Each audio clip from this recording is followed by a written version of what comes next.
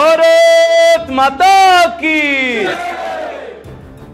ఒక చిన్న ముచ్చట చెప్తా. కొన్ని వేల సంవత్సరాల క్రితం ఒక తమిళనాడు కామాక్షి టెంపుల్ ఉంటుంది. మీరు గూగుల్ చేయండి, గూగుల్ చేస్తే మీకు వస్తుంది. దాదాపు ఒక 2500 సంవత్సరాల క్రితం కట్టినటువంటి ఒక దేవాలయం అది. ఎన్ని సంవత్సరాల క్రితం? 2500 సంవత్సరాల క్రితం కట్టినటువంటి ఒక దేవాలయం. ఆ దేవాలయం గోడల మీద ఇప్పుడు మామూలుగా చెక్కుతారు కదా, ప్రతి దేవాలయానికి పోతే ఏదో ఒక శిల్పాలు మనకు కనిపిస్తూ ఉంటాయి. అయితే ఆ దేవాలయం గోడల మీద ఏం కనిపించిందంటే, మామూలుగా ఆడవాళ్ళు గర్భవతి అవుతారు కదా, ప్రెగ్నెంట్ అవుతారు కదా, ప్రెగ్నెంట్ అయిపోయిన తర్వాత లోపల బిడ్డ ఉంటుంది, పిండం అంటాం మనం, అవునా? అది స్టెప్ బై స్టెప్, అంటే మంత్ బై మంత్ దాని యొక్క పరిమాణం పెరుగుతూ ఉంటుంది, దాని ఆకృతి పెరుగుతూ ఉంటుంది, దానికి శరీర అవయవాలు కొత్తగా వస్తూ ఉంటాయి. ఫైనల్గా 9 నెలల తర్వాత మనం ఆ పిండం ఒక బిడ్డ లెక్క బయటకు వస్తాం. అయితే ఈ 9 నెలల్లో ఆ పిండం యొక్క పరిణామ క్రమం ఎలా జరిగిందో ఒక 2500 సంవత్సరాల క్రితం కట్టినటువంటి ఒక దేవాలయపు గోడల మీద చెక్కిర్రు. ఎప్పుడు చెక్కిర్రు? ఓకే, మనం ఇప్పుడు మరి 1940 స్వతంత్రం వచ్చినాక ఈ 78-79 సంవత్సరాల ముందుకు పోతున్నాం కదా. మరి 2500 సంవత్సరాల క్రితమే ఎటువంటి ఈరోజు మనం చూస్తున్నటువంటి మైక్రోస్కోప్లు అవ్వో ఏం లేనప్పుడే, ఎంఆర్ఐ స్కానింగ్లు లేవు, సిటీ స్కానింగ్లు లేవు, అసలు స్కానింగ్ అనే మాటనే లేదు, మన దగ్గరనే కాదు, ఏ దేశంలో లేదు, ప్రపంచంలో ఏడలేదు. లేకుండా అట్లాంటిది ఎట్లా చెప్పగలిగారు? చాలా వెనుకుండే కదా మనం అప్పుడు. చాలా వెనుక ఉన్నామా, చాలా ముందు ఉన్నామా? చాలా అడ్వాన్స్గా ఉన్నాం. దాన్ని మనకు దూరం చేసారు. మన సంస్కృతిని, మన సంప్రదాయాలని మనకు దూరం చేసారు. సంస్కృతాన్ని మనకు దూరం చేసారు, మన వేదాన్ని మనకు దూరం చేసారు, మన వాంగ్మయాన్ని మనకు దూరం చేసారు, మన దేశం పట్ల మన ప్రేమను మనకు దూరం చేసారు. అఖండ భారతంగా ఉండే ఒకప్పుడు మన దేశం, దాదాపు ఆసేతు హిమాచలం, ఎక్కడ చూసినా భారతమే, ఎటు చూసినా భారతమే. ఏమైంది భారతం ఈరోజు? ముక్కలైంది. ఇదే 1947 స్వతంత్రం మనకు వచ్చిందని మాట్లాడుతున్నాం కదా. ఆ రోజు స్వతంత్రం వచ్చిన రోజు ఎంతో మంది తినడానికి తిండి లేక, ఉండడానికి బట్ట లేక, ప్రాణాలు అరచేతులు పట్టుకొని కొంతమంది, తలకాయలు ట్రైన్లలో నింపుకొని కొంతమంది మన దేశానికి తిరిగి వచ్చారు. ఎందుకంటే ఆ రోజు మనకు స్వతంత్రం వచ్చింది. At the same time Pakistan మన నుంచి విడిపోయింది. తూర్పు పాకిస్తాన్, ఇటు పాకిస్తాన్, తర్వాత బంగ్లాదేశ్ అయింది. ఎందుకు విడిపోయినాయి? ఈ రోజు కూడా మన దేశంలో ఏం జరుగుతున్నది? కాశ్మీర్ ఫైల్ సినిమా చూసారా మీరు ఎవరన్నా? ఏం జరుగుతున్నది మన దేశంలో? మరి స్వతంత్రం వచ్చింది. స్వతంత్రం ఎందుకు వచ్చింది? స్వేచ్ఛా వాయువులు పీల్చడానికి, మనం చాలా అద్భుతంగా బ్రతకటానికి, కొట్టుకు చావడానిక.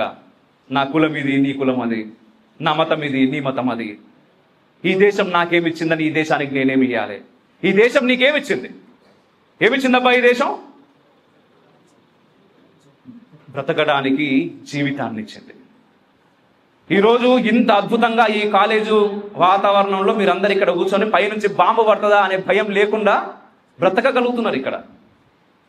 ఈరోజు మీరు చూస్తున్నారు ఎక్కడెక్కడ యుద్ధాలు జరుగుతున్నాయో. చూస్తలేరా? ఇక్కడ జరుగుతున్నదా? ఈ ఎందుకు విడిపోతున్నది? ఇప్పుడు రేపటి నాటి బెంగాల్లో కూడా ఇట్లాంటివి జరుగుతున్నాయి, కాశ్మీర్లో జరుగుతున్నాయి. ఇట్లా నాకు ప్రత్యేకంగా మొన్న ఒకటి వచ్చి మాట్లాడతాను, నాకు ప్రత్యేకంగా సౌత్ ఇండియా కావాలి, ఇండియా మాకు ఇచ్చేయండి, ప్రత్యేక రాష్ట్రం, సౌత్ ప్రత్యేక దేశం, నార్త్ ప్రత్యేక దేశం. ఎందుకు అవుతున్నది ఇట్లా? ఎందుకు విడిపోతున్నాం మనం? ఎందుకు విడిపోతున్నాం? యూనిటీ లేకపోవడం. ఆ యూనిటీ లేకుండా ఎవరు చేస్తున్నారు? మనం ఎన్నుకున్నటువంటి నాయకులు, వాళ్ళు నిలబడడానికి మనల్ని పడగొడుతున్నారు. దాన్ని మనం గుర్తించాం. మనకేం కావాలి? ఇప్పుడు మీరు కాలేజీకి రావడానికి ఫ్రీ బస్సు కావాలా కదా? ఫ్రీ బస్సు కాదు మాకు కావాల్సింది, ఫ్రీ హెల్త్ కావాలి, ఫ్రీ ఎడ్యుకేషన్ కావాలా. ఇంతకుముందు మనం మాట్లాడుతున్నాం కదా, మీరు పెద్దగా అయిన తర్వాత మళ్ళీ మీ పిల్లల కోసం కోట్లు సంపాదించి ఫీజులు కట్టుడు కాదు. వాళ్ళ భవిష్యత్తు బాగుండాలంటే వాళ్ళు నిలబడి పోరాడాలా. ఇంతమంది అన్నారు కదా, ఇక్కడ నుంచి బయటకు వచ్చిన తర్వాత అందరం కూడా ఉద్యోగం చేస్తాం, మంచి జాబ్ చేస్తాం. మంచి జాబ్ కాదు, మీరు జాబ్ ఇచ్చే పొజిషన్లకు పోవాలి. మనల్ని అదే తయారు చేసారు. మన ఎడ్యుకేషన్ సిస్టమ్ ఇంతకుముందు మనం మాట్లాడుకున్నాం 2500 సంవత్సరాల క్రితమే దేవాలయపు గోడల మీద అద్భుతమైనటువంటి సైన్స్ ఉన్నటువంటి ఈ దేశం ఈరోజు ఎక్కడికి వచ్చింది? ఎక్కడికి దాపురించినాం మనం? ఈరోజు ఏం మాట్లాడుతున్నాం మనం? బాగా చదవాలి, 1,00,000 జాబ్ కొట్టాలి, బాగా చదవాలి, ఫారెన్ పోయి ఒకని కింద పని చేయాలి. అది కాదు మనం నేర్చుకోవాల్సింది. అక్కడి నుంచి మనం బాగా చదవాలి, 10 మందికి ఉద్యోగాన్ని ఇచ్చే స్థితికి ఎదగాలి. ఒకసారి మీరు వెనకపోతే ఒక మంచి సాఫ్ట్వేర్ ఇంజనీర్ ఎవరు అంటే ఎవరు చెప్పలేరు. మీరు చెప్తారు ఎవరైనా? ఒక మంచి సాఫ్ట్వేర్ ఇంజనీర్ పేరు చెప్పగలుగుతారా? ఒక మంచి సాఫ్ట్వేర్ ఇంజనీర్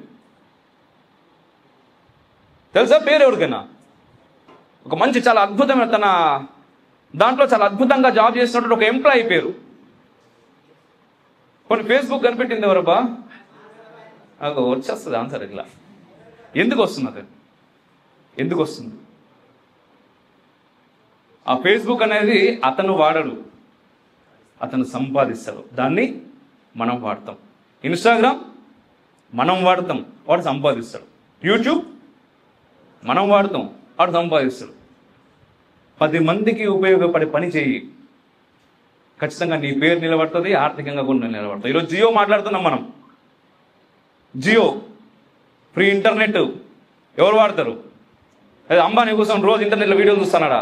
ఆయన కోసం ఫ్రీ ఇంటర్నెట్ మనమే కదా దాన్ని కూడా వాడేది, మనమేనా కాదా? సో ఇక్కడ నుంచి అంటే నేను అప్పుడు అంటే ఇంటర్మీడియట్లో ఒక డైలాగ్ రాసుకున్నా. అప్పుడు షార్ట్ ఫిలిం తీద్దామని. మీ అందరిని చూస్తుంటే నాకు అది గుర్తుకొస్తున్నది. అంటే చదువు చదువు చదువు అని చెప్పేసి ఒకటే బుర్రలు ఖరాబ్ చేసేస్తూ ఉంటుండే. అన్నప్పుడు నేను ఒక చిన్న అంటే బయటకు చెప్పలేము, భయం ఎవరిని అంటే అరే ఇది కాదు, ఇంతకు మించి ఏదో కావాలి అనేటటువంటి ఒక ఆశ లోపల ఉన్నది. ఈ పుస్తకంలో ఉన్నది మాత్రమే కాదు, పుస్తకంలో ఉన్నది ఖచ్చితంగా అవసరమే, కానీ పుస్తకంలో ఉన్నది మాత్రమే చదివేసి మార్కులు కొట్టేస్తే జీవితంలో బాగుపడతామా అన్నప్పుడు నాలో ఎదురైనటువంటి ఒక ప్రశ్నకు నేనే రాసుకున్నట్టు ఒక సమాధానం. ఈ చదువు అంటే అంటే ఇట్లనే కూర్చొని ఇట్లా చెప్పాలనుకున్న ఏ రోజుకైనా ఈరోజు చెప్తున్నా, ఈ చదువు అంటే పుస్తకాలు మాత్రమే అని, అవి చదివితేనే గొప్పోళ్ళు అవుతారు అనుకుంటే మనం ఎంతో మంది మేధావులను కోల్పోయేటోళ్ళం. ఆ మేధావులు చెప్పారు ఒకసారి. సచిన్ టెండూల్కర్ ఏం చదువుకున్నాడు? ఏపీజే అబ్దుల్ కలాం ఏం చదువుకున్నాడు? నేతాజీ సుభాష్ చంద్రబోస్, భగత్ సింగ్, విరాట్ కోహ్లీ. అంటే నా జనరేషన్లో ఈ పేర్లే ఉండే, ఇప్పుడు వచ్చేసిన అన్ని కొత్త పేర్లు వచ్చేసినాయి. నిజంగా వాళ్ళందరూ కేవలం పుస్తకాల్లో ఉన్నది మాత్రమే చదవాలి అనుకుంటే ఈరోజు మనం గుర్తుంచుకునే స్థితిలో వాళ్ళ పేర్లు ఉంటుండేనా?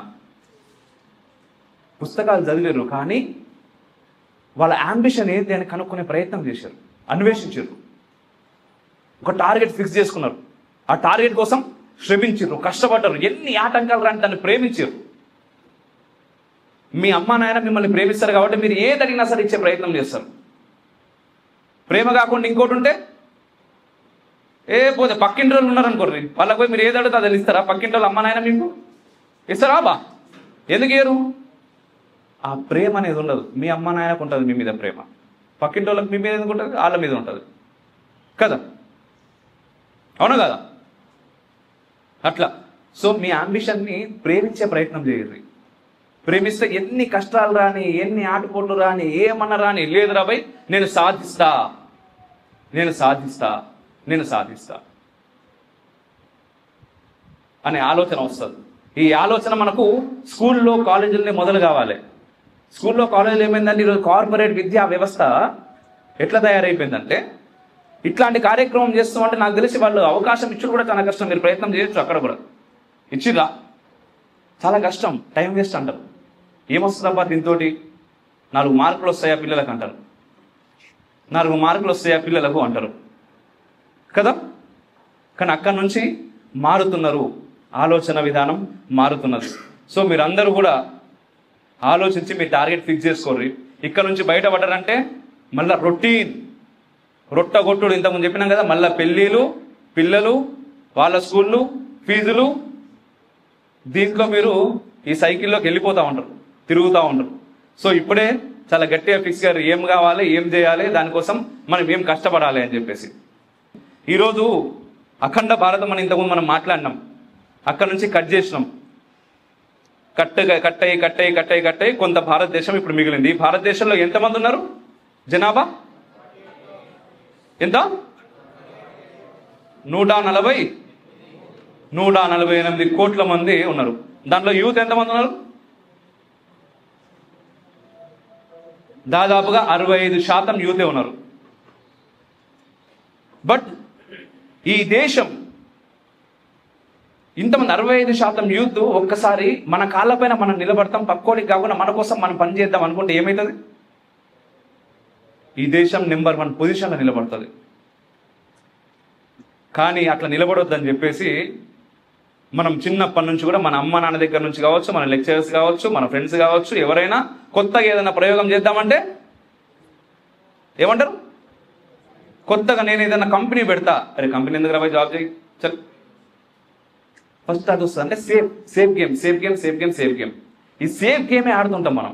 ఆ సేఫ్ గేమ్ ఎందుకు అంటే మనకు అలవాటు చేసారు. ఎందుకు అలవాటు చేశారు అంటే 140 కోట్ల మంది జనాభా మొత్తం ప్రపంచం మొత్తానికి కూడా ఒక బిజినెస్ ఇది. బయటోడు ఎవరు కనిపెట్టినా కూడా ఎవరి ఇన్వెన్షన్ అయినా కొనుక్కునేది ఎవరు? మనమే. సో మనం కొనాలంటే మనం తయారు చేయొద్దు. ఎప్పుడైతే మనం తయారు చేస్తామో మనం వాటిని ఎందుకు కొంటాం? మనది మనం యూజ్ చేసుకుంటాం. సో మనం తయారు చేయొద్దు కాబట్టి మనల్ని బానిసలుగా తయారు చేసేటట్టు మన విద్యా విధానాన్ని తయారు చేశారు. దాని నుంచి నూతన విద్యా విధానం వస్తున్నది. ఇట్ ఈస్ ఏంటంటే మీరందరూ కూడా ఈ చదువుతో పాటు బయట ఏం జరుగుతున్నదనే విషయాలు కూడా గమనించుకోవాలి. ఒక్కసారి ఇప్పుడు ఆ భగవద్గీతలో ఒక చిన్న మాట చెప్తా. శ్రీకృష్ణుడు అర్జునుడికి చెప్పిండబ్బా, ఆయన యుద్ధం చేయ అన్నాడు, బయట కోనన్నాడు. లోపల నాకు అవసరమా ఇదంతా, నా వాళ్ళే ఉన్నారు, వీళ్ళతో యుద్ధం చేసి ఎందుకు అన్నాడు. అదే కదా చెప్పింది. బట్ ఇక్కడ చాలా మందికి తెలియదు భగవద్గీత, కొంతమందికి తెలుసు. ఆ భగవద్గీత ఎందుకు అంటే నిన్ను నువ్వు నిద్ర లేపుకో, నీకోసం నువ్వు కష్టపడు, నీకోసం నువ్వేం చేయాలా? బయట శత్రువు ఎవడో బయట లేడు, మన లోపలనే ఉన్నాడు. పొద్దుగా లారీటికి లేద్దామంటే పక్క నుంచి ఆడు లోపల అంటాడు, చల్ ఇప్పుడేం లేస్తావు అనుకో, ఎడిటింగ్ లేవచ్చు అని. అక్కడి నుంచి మన ఎగ్జామ్స్ కావచ్చు, ఆ తర్వాత మీ లైఫ్ కావచ్చు, ప్రతి విషయంలో మన లోపల మనకి ఓ శత్రువు ఉంటాడు. బయట ఎవరన్నా అడుగుదామంటే ఇప్పుడు ఇంతమంది ఉన్నారు, సరే ఏదైనా చెప్పిండు అనుకోర్రి, ఓ డౌట్ వచ్చింది, ఆ డౌట్ అడుగుదామన్నా కూడా లోపల ఉన్నాడు, ఎంతమంది ఉన్నారు, ఇప్పుడు మనం డౌట్ అడుగుడు అవసరమా, వద్దులే మొహమాటం అనిపిస్తుంది కదా చాలా మందికి. అనిపిస్తుందా? అనిపిస్తుంది అంట, అనిపిస్తుంది, నాకు కూడా అనిపించింది. దాని నుంచి బయటకు రావాలి, దాని నుంచి ఇండివిజువల్గా మనం బ్రతికే ప్రయత్నం చేయాలి. ఈ దేశాన్ని ఏం చేయాలా? నెంబర్ 1 చేయాలి. ఈ దేశాన్ని బలంగా తయారు చేయాలి. ఎప్పుడైతే బలంగా తయారు చేస్తామో మీరు వేరే దగ్గరకు పోయి, ఈరోజు నాకు తెలిసి మీలో చాలా మంది ఉంటారు పెద్ద పెద్ద వాళ్ళు, మీకంటే సూపర్ సీనియర్స్, వేరే దేశాల్లో పోయి పనిచేసేటోళ్ళు, ఎక్కువ జీతాలు వస్తున్నాయి పని చేస్తున్నాము అంటారు, కానీ పార్ట్ టైం జాబులు చేస్తున్నాము అని చెప్తారు. ఆ పార్ట్ టైం జాబులు ఏంటియో మీకు తెలుసా? చెప్పుర్రి. షిప్పలు కడుగుడు, పెట్రోల్ పోసుడు. అదే ఇక్కడ అట్లీస్ట్ మన అమ్మకి ఏ రోజైనా మనం సహాయం చేస్తామా? అన్నం తిన్న తర్వాత ప్లేట్ తీసుకుపోయి దానిలో వేసుడు కూడా మనకు బద్దకగా, ఎవడో తిన్న ప్లేట్ మనం గడగనికి నామూషి ఉండదు. అట్లాంటి బ్రతుకులు మీరు ఆ తర్వాత మీ తరాలు కూడా బ్రతకాలని మీరు అనుకుంటున్నారా? చేయొద్దంటే ఏం చేయాలా? ఈ దేశాన్ని నెంబర్ 1 చేయాలా? ఈ దేశాన్ని నెంబర్ 1 చేయాలంటే మనం కష్టపడాలా. మీరే కష్టపడాలబ్బా, మొత్తం మీ చేతులనే ఉన్నది. యువత ఇంతకుముందు అనుకున్నాం కదా 65% అని. ఆ 65% గట్టిగా నిలబడి మేము ఎంతసేపు వాని కింద వీని కింద జాబ్ చేసుడు కాదు, మేమే జాబులు సృష్టిస్తాము, డిగ్నిటీ ఆఫ్ లేబర్, ఏ పనైనా సరే గౌరవంగా చేస్తాము, నా దేశంలో చేస్తాము, నా దేశం కోసం చేస్తాము అనుకున్నప్పుడు అక్కడ ఉండేటటువంటి సైనికులు కూడా, సైనికులే కాదు, ఈ 75 సంవత్సరాలు స్వతంత్రం వచ్చిందంటే ఉట్టింటికి వచ్చిందా? ఎంతమంది చచ్చారు మన కోసం? ఈరోజు మనం ఇట్లుంటామని తెలియదు బాబు వాళ్ళకు కూడా. ఏదో స్వేచ్ఛా వాయువులు పీల్చుకుంటారు, నా భావితరాలు వాళ్ళ కోసం పోతేవని మా ప్రాణాలు అని చెప్పేసి ఎంతో మంది చచ్చిపోయారు. వాళ్ళందరూ చస్తే ఈరోజు మనం చాలా ప్రశాంతంగా ఇక్కడ బ్రతుకుతా ఉన్నాం.